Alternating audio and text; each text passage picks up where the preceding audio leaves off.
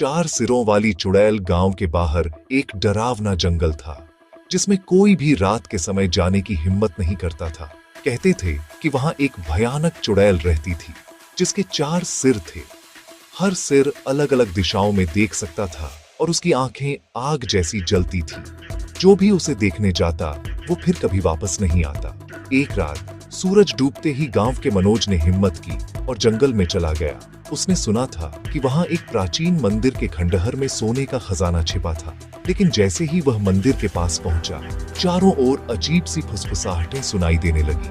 अचानक एक ठंडी हवा चली और मंदिर के दरवाजे पर खून से सने पंजों के निशान उभर आए। मनोज के दिल की धड़कन तेज हो गई, लेकिन वह आगे बढ़ता गया। तभी उसके सामने 4 सिरों वाली चुड़ैल प्रकट हो गई। उसकी आंखों से खून टपक रहा था और वह एक डरावनी हंसी हंस रही थी। उसके चारों सिर अलग अलग दिशाओं में हिल रहे थे, जैसे कि उसे सब कुछ दिख रहा हो। मेरे जंगल में क्यों आया? चुड़ैल के चारों सिर एक साथ बोले। मनोज डर से कांपने लगा। उसने भागने की कोशिश की, लेकिन उसके पैर जमीन से चिपक गए थे। चुड़ैल हवा में उड़ी और उसके करीब आ गई। उसकी लंबी काली उंगलियां मनोज के चेहरे तक पहुंचने ही वाली थीं कि अचानक एक मंदिर की घंटी बज उठी।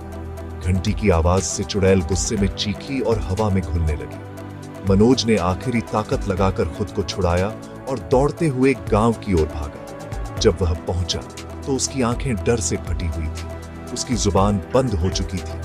वह जीवन भर कुछ नहीं बोल पाया, लेकिन लोग कहते हैं कि जो भी उस जंगल की ओर जाता है, उसे अब भी 4 सिरों वाली चुड़ैल की फुसफुसाहटें सुनाई देती हैं।